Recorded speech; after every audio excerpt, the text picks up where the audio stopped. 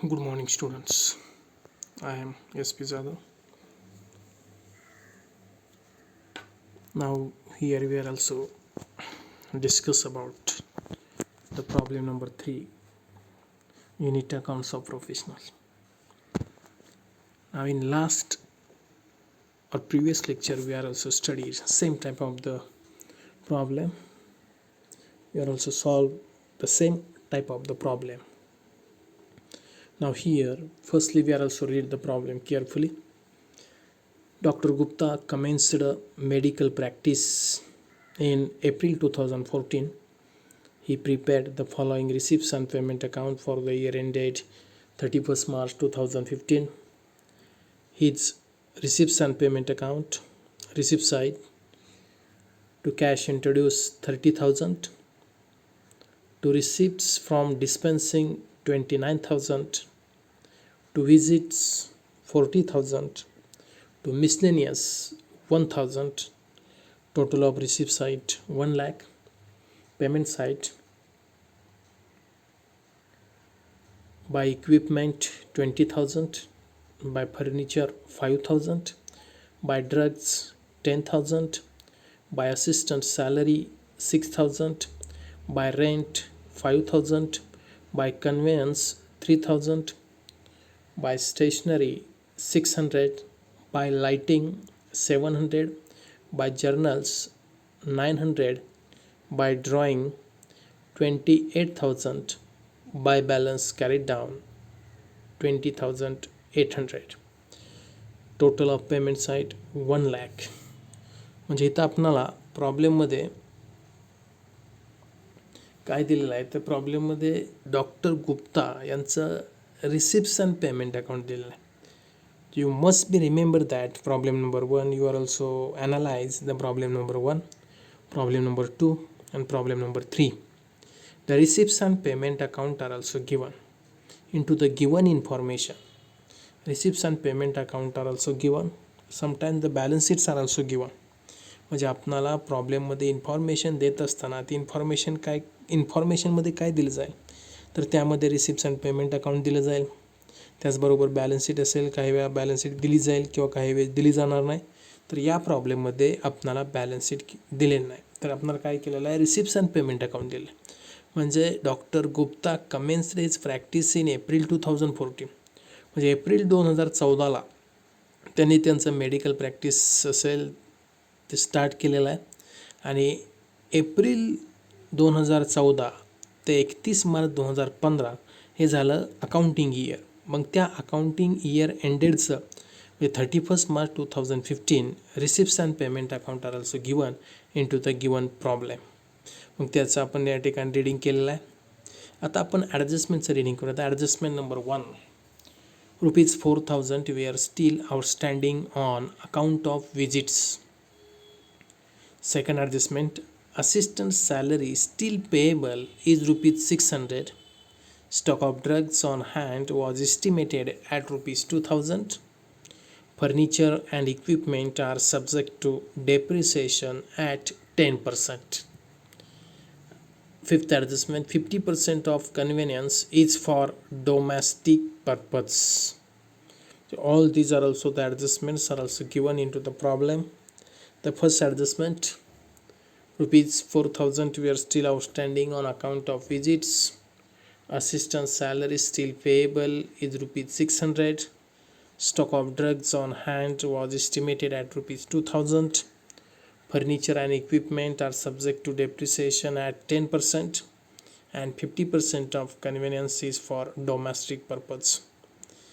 Then after that we are also find out, that means we are also prepare the receipts and expenditure account for the year ended 31st March 2015 and balance sheet as on that date. म्हणजे आपल्याला इथं receipts and expenditure account आणि balance sheet तयार करायची तर कोणत्या तर 31/3/2015ची. आता आपण ॲडजस्टमेंट असेल त्या ॲडजस्टमेंट रीड केल्या. त्यानंतर नेक्स्ट स्टेपमध्ये आपण काय करतो, tick mark the adjusted items. मग ॲडजस्टमेंट कशावर आहे तर ॲडजस्टमेंट पहिली ॲडजस्टमेंट आहे अकाउंट्स ऑफ विजिट्स. टू विजिट्सला टिक मार्क, त्यानंतर सेकंड ॲडजस्टमेंट सॅलरीला टिक मार्क, त्यानंतर इथं पर्चेस ऑफ ड्रग्ज देण्याच्याऐवजी काय म्हणलं नुसतं बाय ड्रग्ज, त्याला आपण टिक मार्क केली. इथं असिस्टंट सॅलरी त्याला टिक मार्क केली जाईल. त्यानंतर कन्व्हिनियन्सला टिक मार्क केली जाईल.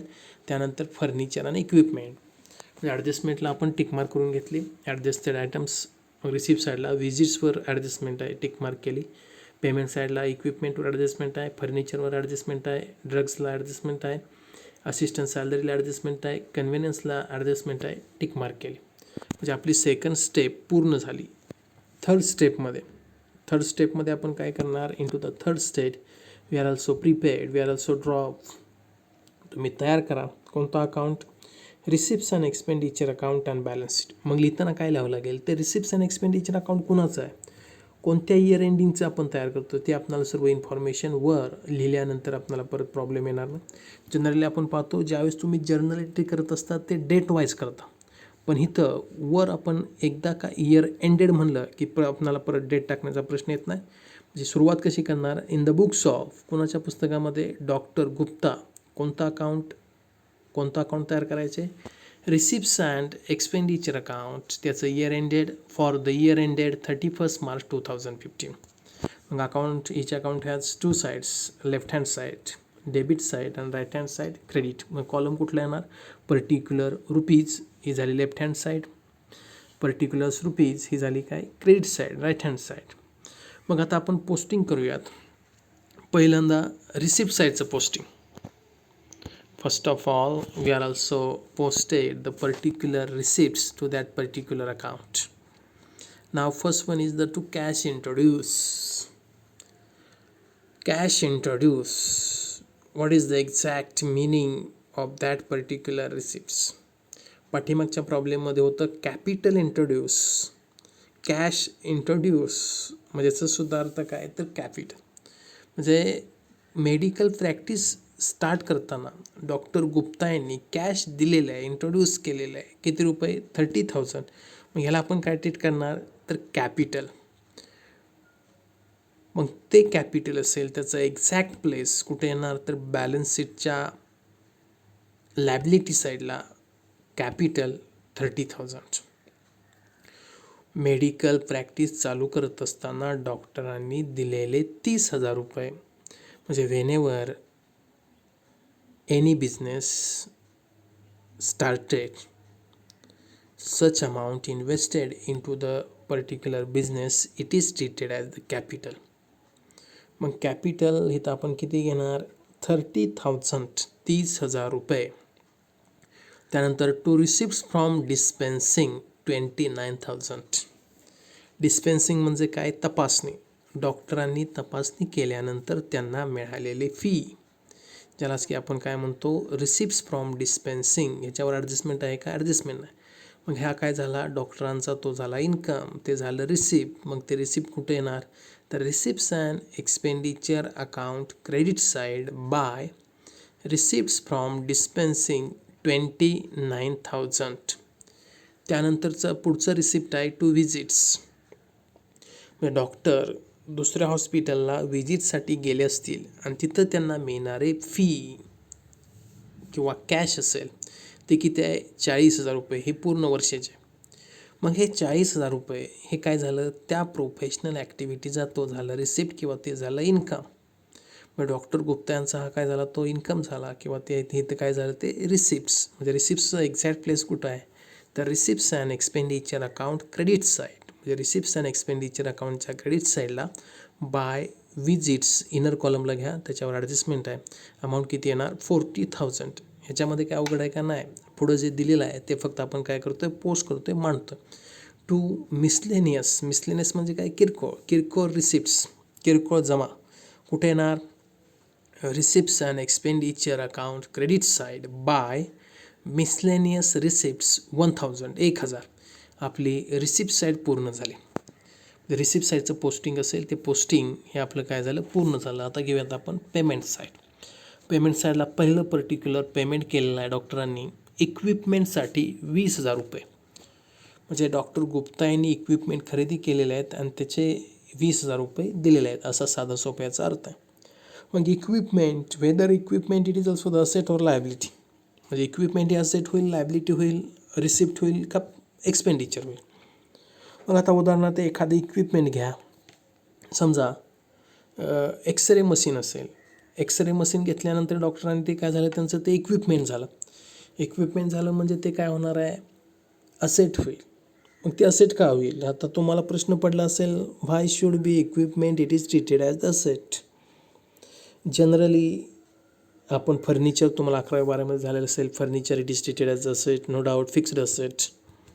Equipment it is also treated as the fixed asset. X ray machine घ्या. एक्सरे मशीन डॉक्टर काय करणार, यूज करणार. मग त्याच्या माध्यमातून काय करणार, एक्सरे काढणार. मग एक्सरेचं काय असणार, ती फी चार्ज केली जाणार. म्हणजे इथं तुमचं काय होणार, इन्कम जनरेट होतो. जसं की मशिनरीला आपण काय म्हणतो, फिक्स्ड असेट. का म्हणतो, कारण तिथं या ठिकाणी तुमचं ते असेट्स तुमच्या या ठिकाणी इन्कम जनरेट करून देणारे ते असेट्स असतात. उदाहरणार्थ मशिनरीच्या माध्यमातून आपण प्रोडक्शन करतो, ते प्रोडक्शन विकलं जातं.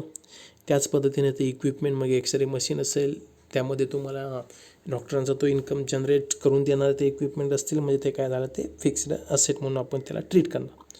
मग आता ह्या असेटचं एक्झॅक्ट प्लेस कुठं आहे, तर बॅलन्स शीट. मग बॅलन्स शीटच्या असेट साईडला आपण काय घेणार, इक्विपमेंट इनर कॉलमला 20,000. त्यानंतर furniture it is also the asset. Balance शीटच्या असेट साईडला फर्निचर 5,000. By drugs. आता बाय ड्रग्स म्हणजे याचा अर्थ काय, तर मेडिसिन किंवा ड्रग्स. डॉक्टरांनी मेडिसिन या ठिकाणी खरेदी केली असतील. It is not a medicine and drugs, it is also called as the medicine and drugs, not a drugs, medicine and drugs.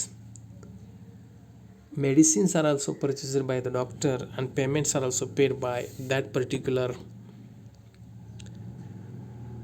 Then whether it is also treated as expenditure, receipts, asset or liability. म्हणजे ह्याला काय करावं लागेल, आपल्याला expenditure म्हणून या ठिकाणी treat करावं लागेल. By drugs and medicine, receipts and expenditure अकाउंटच्या डेबिट साईडला ह्याच्यावर ॲडजस्टमेंट आहे. म्हणजे इनर कॉलमला घ्या 10,000. By assistant salaries. डॉक्टरांना त्यांच्या हॉस्पिटलमध्ये असिस्टंट लागतील. त्या असिस्टंटला या ठिकाणी काय करावं लागेल, पगार द्यावा लागेल. हा पगार असेल, तो पगार काय झाला, तो डॉक्टरांचा तो झाला ऑपरेटिंग एक्सपेन्सेस. म्हणजे कुठे घेतो आपण तो, रिसिप्ट्स अँड एक्सपेंडिचर अकाउंटच्या डेबिट साईडला. To assistant salary 6,000. इनर कॉलमला अमाऊंट येईल आपली 6,000. त्यानंतर रेंट. डॉक्टरांचं हॉस्पिटल असेल, त्या हॉस्पिटलचं डॉक्टरांना काय द्यावं लागेल, भाडं द्यावं लागेल. मग ते जे काय रेंट असेल, ते रेंट काय झाला, त्या डॉक्टरांचा झाला एक्सपेंडिचर. मग एक्सपेंडिचर कुठे येणार, receipts and expenditure account debit side to rent. Outer कॉलममध्ये amount 5,000. By conveyance it is also called as the travelling expenses. It is also the expenses or expenditure. Therefore, such expenses and expenditure is taken into receipts and expenditure account debit side. To conveyance 3,000 inner column ला घ्या, त्याच्यावर adjustment आहे. Stationery. Stationery म्हटल्यानंतर काय आला, it is also the expenditure. मग उदाहरणार्थ मग डॉक्टरांना या ठिकाणी पेन लागत असतील, वही लागत असेल, डिस्क्रिप्शन लिहून देण्यासाठी, पावती लिहून देण्यासाठी, औषधाची चिठ्ठी लिहून देण्यासाठी त्या प्रकारची स्टेशनरी लागत असेल. मग हे जे काय स्टेशनरीसाठी झालेला खर्च आहे तो 600 रुपये. म्हणजे हा काय झाला, एक्सपेंडिचर झाला. कुठला, relating to that particular profession. म्हणजे तो कुठे येणार, आपण रिसिप्ट्स अँड एक्सपेंडिचर अकाउंटच्या डेबिट साईडला. टू स्टेशनरी आउटर कॉलममध्ये 600. त्यानंतर लाईटिंग.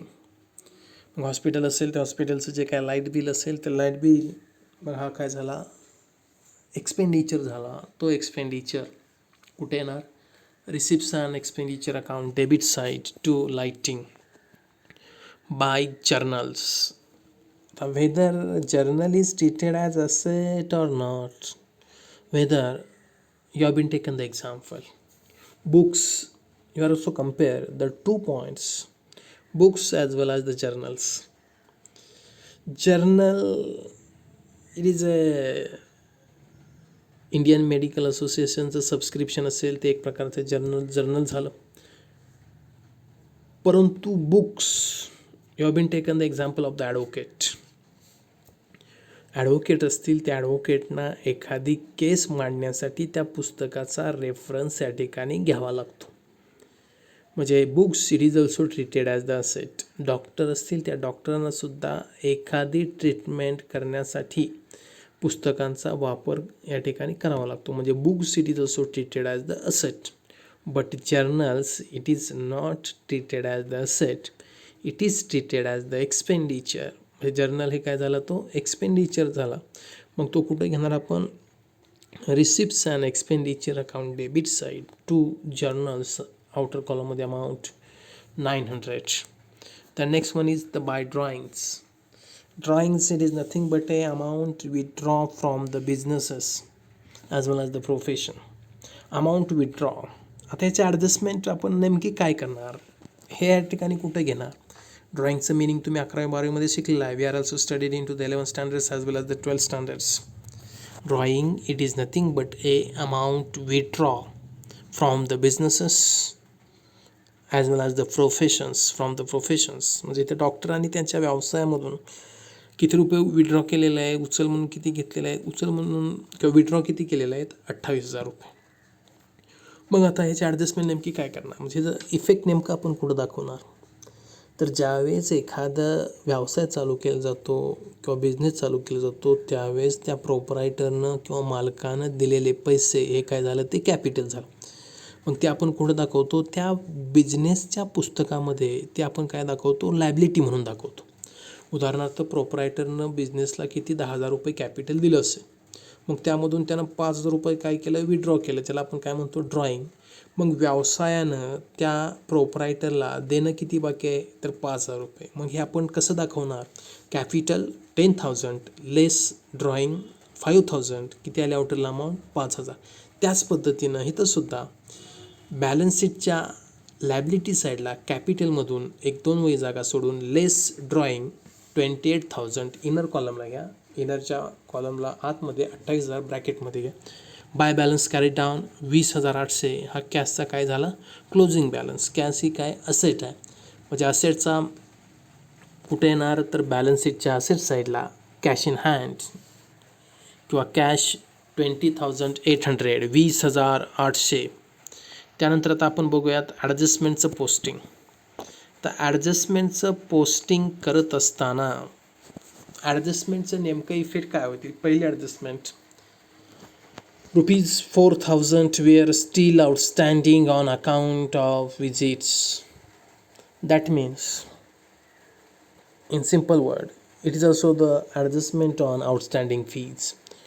मग आउटस्टँडिंग फीच्या ॲडजस्टमेंटचे 4 इफेक्ट काय होणार, तर फर्स्ट इफेक्ट काय होणार, बाय व्हिजिट फीज 40,000, त्याच्यामध्ये add outstanding visit fees current year 4,000, total आउटरला अमाऊंट आली 44,000. Second effect, receipts and expenditure अकाउंटच्या डेबिट साईडला to provision for visit fees 4,000. Third effect, outstanding visit fees 4,000. and fourth effect, provision for visit fees 4,000. Provision for visit fees 4,000. Therefore the some kind of setting will be changed into the balance sheet, but I will send you the PPT PowerPoint presentation. Therefore some settings are also disturbed. There is no problem. Okay, let us then second adjustment, assistant salary still payable is ₹600. त्याचे 2 effect काय होणार. First one is the two assistant salary 6,000, add outstanding salary 600, total amount 6,600. and second effect, balance sheet's liability side outstanding salary 600. Then third adjustment, stock of drugs on hand estimated ₹2,000. Then to adjustment effect, to purchase of drugs 10,000 less closing stock closing stock of medicines or drugs 2000, outer amount आली 8000, and second effect it is also the asset balance sheet asset side closing stock 2000. Then fourth adjustment, furniture and equipment depreciated by 10%. We also calculate 10% depreciation on furniture and equipment. Equipment 20,000, त्याच्यावर 10% amount येते 2000, त्या amount लेस होईल इक्विपमेंटमधून, ती लेस होईल म्हणजे 20,000मधून 2000 minus amount आली 18,000 outer कॉलममध्ये. फर्निचरवर सुद्धा 10% लेस 10% डेप्रिसिएशन 5,000वर 10%ने 500 रुपये, आउटर कॉलमला अमाऊंट आली 4,500. Second effect, receipts and expenditure account debit side to depreciation on furniture 500, equipment 2000, and total outer column amount ali 2500. Then next adjustment, 50% convenience is for the domestic purpose. Now the convenience, we are also nothing but we are also studied, we are also discussed into the previous lecture or last lecture. What is mean by the convenience? Convenience म्हणजे नेमकं काय? तर convenience it is nothing but a travelling expenses. मग हे travelling एक्सपेन्सेसपैकी 50% convenience is for the domestic purpose, म्हणजे 50% हे convenience किंवा ट्रॅव्हलिंग एक्सपेन्सेस हे डोमेस्टिक पर्पजसाठी केलेलं आहे. मग आता उदाहरण द्यायचं झालं तर उदाहरण काय देता येईल? समजा डॉक्टर असतील, ते डॉक्टर त्यांच्या फॅमिलीबरोबर पुण्याला या ठिकाणी गेले असतील, पण त्यांचं ते प्रायव्हेट पर्पजसाठी गेले असतील, म्हणजे उदाहरणार्थ शॉपिंग करण्यासाठी गेले असतील असं आपण समजूयात. पण त्याचं जे काय पेमेंट असेल ते पेमेंट कशामध्ये इन्क्लूड केलेलं आहे, तर ते प्रोफेशनलचं रिसिप्ट्स अँड पेमेंट अकाउंट असेल त्याच्यामध्ये इन्क्लुडिंग केलेलं आहे. मग सच expenses, such convenience, it is not relating to the particular professional activity or profession. मग ते जर प्रोफेशनशी रिलेटेड नसेल तर how you should be taken in to the accounts of the professions. मग ते त्या अकाउंटमध्ये आपण कसं काय घेऊ शकतो? Then how you will be treated, what is the treatment of such particular adjustment. हे ॲडजस्टमेंटचं ट्रीटमेंट आपण काय करणार? म्हणजे 50% कन्व्हिनियन्स हे आपल्याला लेस करावे लागतील. त्याचं कारण काय, तर it is also not related to the professional, it is not related to the professional expenditure. मग त्याला आपण ट्रीट काय करणार? डोमेस्टिक पर्पज, त्याला म्हणलं आपण ट्रीट काय करणार? ड्रॉइंग, त्याचे 2 effect, to convenience less drawings 50%, 3,000च्या 50% अमाऊंट येते 1,500. सेकंड इफेक्ट आपण घेणार बॅलन्स शीटच्या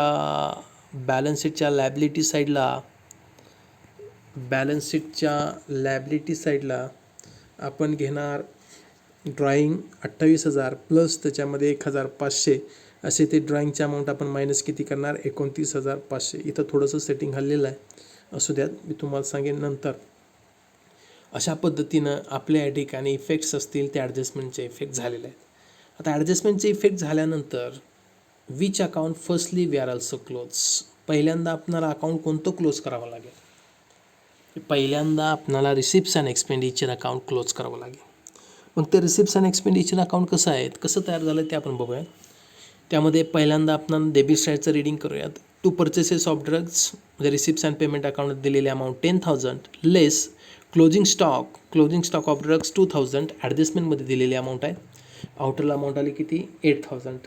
दुसरं to assistant salary, receipts and payment अकाउंटला पेमेंट साईडला दिलेली अमाऊंट आहे 6,000, त्या ॲज इट इज आपण इथे घेतली. ॲड आउटस्टँडिंग सॅलरी 600 ॲडजस्टमेंटमध्ये दिलेली अमाऊंट आहे. टोटल अमाऊंट आली आउटरला 6,600. To convenience, receipts and payment अकाउंटला पेमेंट साईडला दिलेली अमाऊंट आहे 3,000, ॲज इट इज घेतली. Less drawing 50% convenience for domestic purpose, ते 50% आपल्या ॲडजस्टमेंटनुसार ते लेस केले आणि आउटरला अमाऊंट आली 1,500. To rent 5,000 receipts and payment अकाउंटला दिलेली अमाऊंट आहे. To stationery 600 receipts and payment अकाउंटला पेमेंट साईडला दिलेली amount. To lighting 700 receipts and payment अकाउंटला पेमेंट साईडला दिलेली amount as it is. To journals 900 as it is amount receipts and payment अकाउंटला दिलेली. टू डेप्रिसिएशन ॲडजस्टमेंटमध्ये दिलेल्या रेटनुसार इक्विपमेंट आणि फर्निचरवर डेप्रिसिएशन कॅल्क्युलेट केल्यानंतर येणारी amount, furniture 500, equipment 2000, total outer amount आली 2500. त्यानंतर to provision for visit fees, ॲडजस्टमेंटनुसार आलेला तो इफेक्ट आहे 4000. त्यानंतर credit side, by visit fees, receipts and payment अकाउंटला रिसिप्ट साईडला दिलेली अमाऊंट 40,000, त्याच्यामध्ये ॲड आउटस्टँडिंग व्हिजिट फीज 4000 आणि आउटर कॉलमला अमाऊंट आली 44,000. त्यानंतर रिसिप्ट्स अँड पेमेंट अकाउंटला रिसिप्ट साईडला दिलेली amount by receipts from dispensing 29,000, 29,000 आणि by miscellaneous receipts and payment अकाउंटला रिसिप्ट साईडला दिलेली अमाऊंट 1000. टोटल रिसिप्ट साईडची टोटल जास्त आहे 74,000. त्यानंतर एक्सपेंडिचर किंवा डेबिट साईडला गॅस 74,000, फरक येईल 44,200. त्यालाच आपण काय म्हणणार, to surplus transfer to balance sheet 44,200. आता बॅलन्स शीट आपण कशी टॅली होते ते बघूयात. कॅपिटल आपणाला दिलेली अमाऊंट 30,000, ॲड सरप्लस 44,200, ह्या दोघांची टोटल आली 74,200. त्यामधून लेस ड्रॉईंग 28,000 प्लस 1,500 ॲडजस्टमेंटमधले, अशी टोटल 29,500 मायनस केल्यानंतर अमाऊंट येते 44,700. दुसरं पर्टिक्युलर लायबिलिटी साईडला येतं आहे प्रोव्हिजन फॉर व्हिजिट फीज 4,000 आणि outstanding salary 600. Total liability side 49,300. Asset side, equipment 20,000, लेस 10% डेप्रिसिएशन 2,000, अमाऊंट आली आउटरला 18,000. फर्निचर 5,000, लेस डेप्रिसिएशन 10% 500, आउटर कॉलमला अमाऊंट आली 4,500. Cash in hand 20,800. Closing stock 2,000, outstanding visit fees 4,000. Balance sheet tally होते 49,300, 49,300. म्हणजे आपली balance sheet tally झाली 49,300, 49,300. म्हणजे अशा पद्धतीनं हा प्रॉब्लेम आपणाला सोडवायचा आहे. म्हणजे whenever you are also studied, first problem you are also studied, second problem you are also studied, and third problems you are also studied. Then after that we are also try to solve the remaining problems in our notebook. That means these are the simple problem. That means there is no any difficulty to solve such particular type of the problem. But some problems are also given into our PDF or into our file. The capital amount is not given. Then into the next lecture we are also solve such types of the problems whether the capital amount is not given into the problem. First problem, second problem, and third problem. This is also our third problem. Then in this problem the capitals are also given. That means cash introduced, it is treated as the capital, and therefore there is no need to find out the capital. There is no need to additional working note for the purpose of to find out the capital. म्हणजे इथं प्रॉब्लेममध्ये capital दिलं असल्यामुळं आपणाला capital find out करणं त्याची गरज पडणार नाही किंवा भासणार नाही. म्हणजे विद्यार्थी मित्रांनो इथं लक्षात घ्या, अकाउंट्स ऑफ प्रोफेशनलचे प्रॉब्लेम आता तुम्हाला लक्षात आले असतील. How to solve it. थोडंसं या ठिकाणी बॅलन्स शीटमध्ये थोडंसं सेटिंग हल्लेलं आहे, पण मी तुम्हाला परत एकदा सांगतो. इथं बॅलन्स शीटमध्ये कॅपिटलची अमाऊंट आहे 30,000 प्लस सरप्लस 44,200, 30,000 आणि 44,200, 74,200 येते. त्यामधून लेस ड्रॉईंग 29,500, ते लेस केल्यानंतर अमाऊंट येते आउटरला 44,700. 4,000 ही अमाऊंट आहे प्रोव्हिजन फॉर व्हिजिट फीची आणि 600 रुपये ही अमाऊंट आहे आउटस्टँडिंग सॅलरीची. अशा पद्धतीनं हे बॅलन्स शीट टॅली होते 49,300, 49,300. म्हणजे आता तुमच्या लक्षात आलं असेल how to solve the problems of accounts of professional.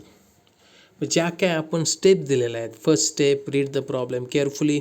Second step, tick mark the adjusted items or particulars. Third step, drop the necessary accounts and balance sheet. 4th step, posting the particular receipts and payment account as well as the balance sheet. जर balance sheet दिलं असेल तर त्या balance sheet मधले asset and liability सुद्धा posting होईल. त्यानंतर next स्टेपमध्ये मेकिंग द ॲडजस्टमेंट्स इफेक्ट्स. त्यानंतरच्या नेक्स्ट स्टेपमध्ये to close the working notes असतील ते वर्किंग नोट्स काय करा, क्लोज करा आणि त्याचा येणारा बॅलन्स त्या पर्टिक्युलर अकाउंटला ट्रान्सफर करा. त्यानंतर close the receipts and expenditure account and balancing figure is transfer to the balance sheet and next one is to tally the balance sheet. म्हणजे अशा पद्धतीनं स्टेप बाय स्टेप प्रॉब्लेम सोडवल्यानंतर problem सोडवताना कोणतीच अडचण येणार नाही. That means there is no any difficulty to solve the problem. This steps is not given in to the any book. हे जे काय स्टेप्स असेल, such steps is not given in to the any book. कोणत्याच पुस्तकामध्ये त्या step दिलेल्या नाहीत. Such steps are also created to solve the problem easily. म्हणजे त्या स्टेप आपल्याला तयार कराव्या लागतात की प्रॉब्लेम कशा पद्धतीनं इझिली सॉल्व करता येईल. म्हणजे adjustments are also not given in to the particular book.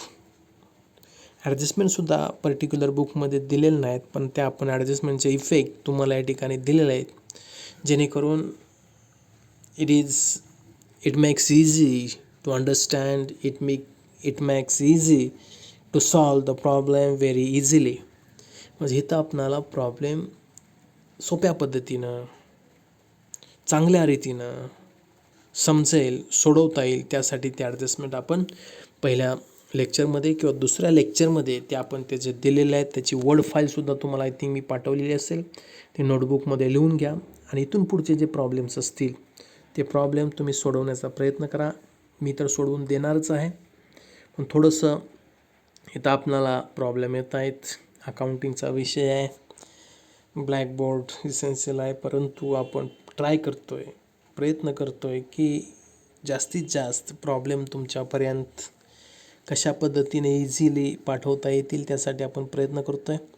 तुम्हीसुद्धा ऑनलाईन लेक्चर आहे, ऐकलं तर ऐकलं, नाहीतर सोडून दिलं असं न करता ईच अँड एव्हरी लेक्चर, प्रत्येक लेक्चर तुम्ही ऐकत जावा. त्यामधले येणाऱ्या डिफिकल्टीज तुमच्या नोटबुकमध्ये राईट डाऊन करा आणि ते प्रॉब्लेम तुमचे जे काय डिफिकल्टीज असतील ते तुमच्या सॉल्व केल्या जातील. म्हणजे अशा पद्धतीनं हे आपलं युनिट नंबर 1 चालू आहे, अकाउंट्स ऑफ प्रोफेशनल, आणि त्याचा हा तिसरा प्रॉब्लेम आज या ठिकाणी आपण सोडवून दिलेला आहे. Then thank you very much. Thank you all of you.